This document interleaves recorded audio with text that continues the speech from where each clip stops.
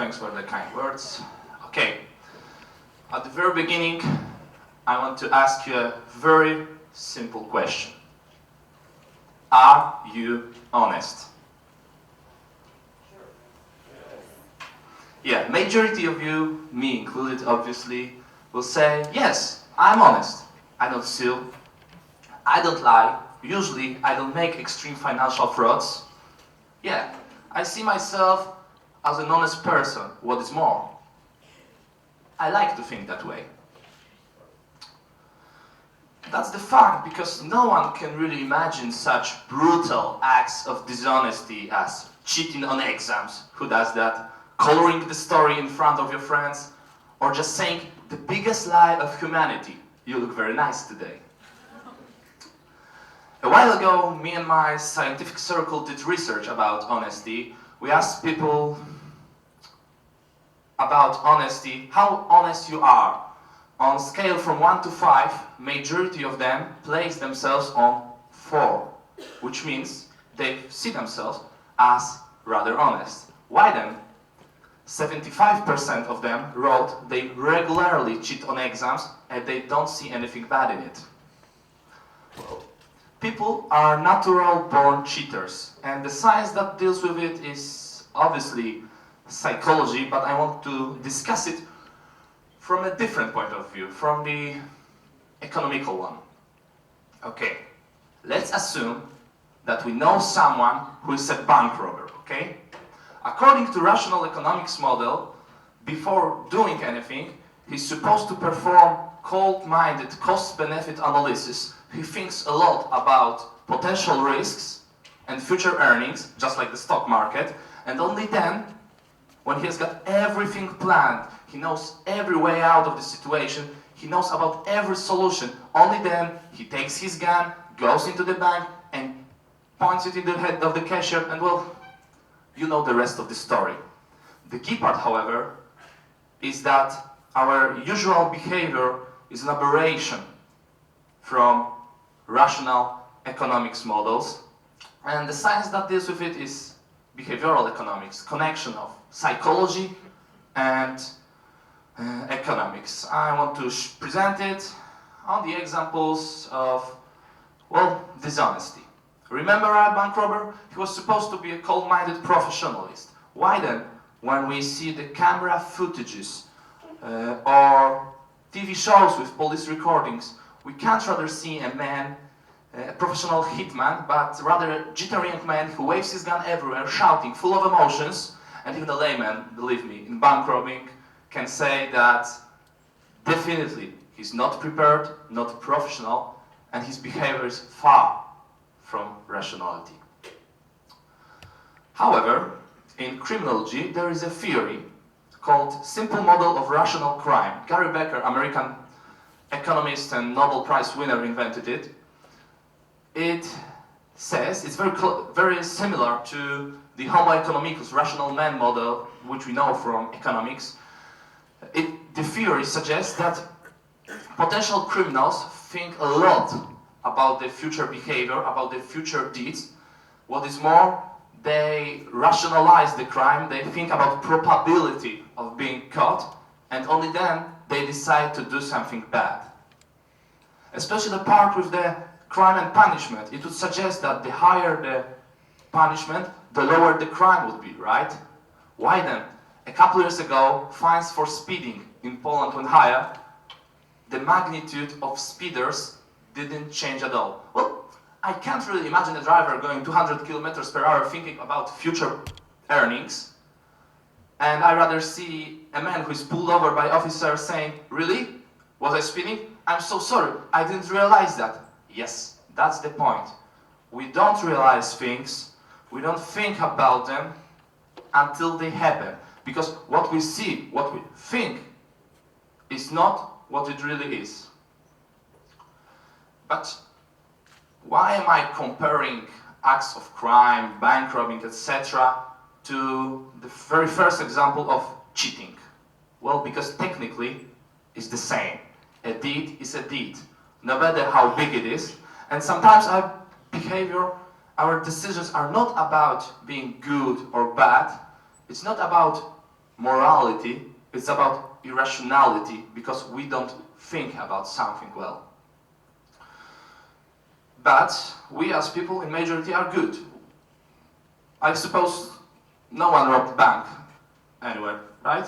Okay, so we tend to cheat in a very specific, petty little things because we like to think of ourselves as good people. Dan Ariely, Nina Mazar, and Ona Mir, three scientists, economists from United States, came up with a theory called self-concept maintenance.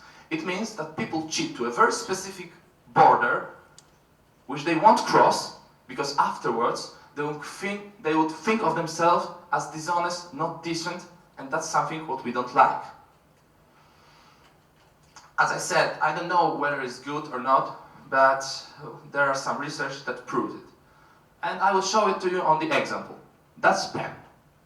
It's worth 2 zlotys. What is more, I took it from work. I suppose, well, I will bring it back, because it's recorded, yeah? And nevertheless, I took it from work, and I suppose many people do such things. Because taking the pen from work isn't something bad, right? Or printing something for personal issues in the office. Or maybe you've heard the situations that someone ate the food from the dormitory or company fridge. In all cases, it was a theft, right? But, and it's proven that when we deal with actual money, because if I would put 2 zlotys in the dormitory fridge or in the cash register or in the office desk, I don't think you would take it. But taking the pen is something which we don't realize because we don't see the real value of that item, and because we are far away from the money. Well, this would explain why shifting the assets in stock markets or selling wrong financial products is something fine. I don't think that CEO of Lehman Brothers, the bank that is responsible for financial crisis in 2008, I don't think that CEO of that company would rob a lady on the street, but selling wrong mortgage credits for poor people was something fine because that was just paper, nothing more, not actual cash. Well, here's another example connected with frauds, insurance frauds. Companies have a very big problem with it, despite the fact they are not always honest, but people tend to write that their losses, their suffering were far bigger than in reality. Once again, they don't steal anything personally, they don't steal from anyone, and even if stealing from ruthless company isn't something bad at all. Or, if you want another example, traveling without a ticket. Free riders effect, this is how it's called in economics, it's a major problem of public goods, but still we don't see that person who suffers because of our behavior, because we stole something, and traveling with a ticket is a theft.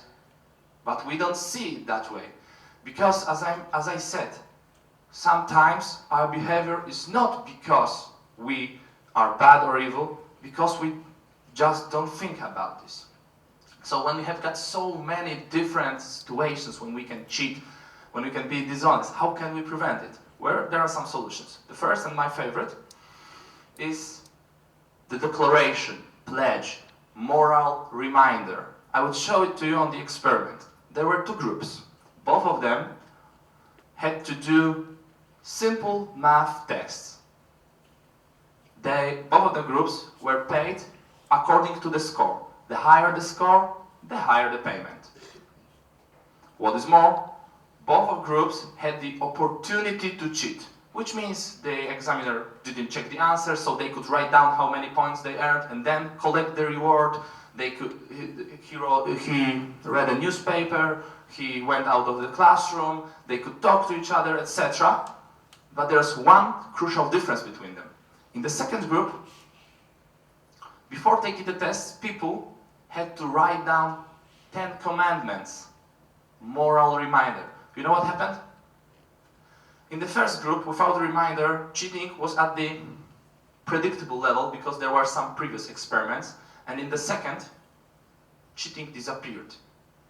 There are another combinations of those tests with different reminders, like university honor codes, even in universities that don't have honor codes it worked. And I don't know what happened in mind, but maybe using some moral reminders. I don't say you have to tattoo the 10 Commandments on your arm and to live honest with it, but still it worked. This would suggest, I also wrote an article about that Dutch bankers are about to make the obligatory pledge for their workers because they want to gain the trust of their clients once again.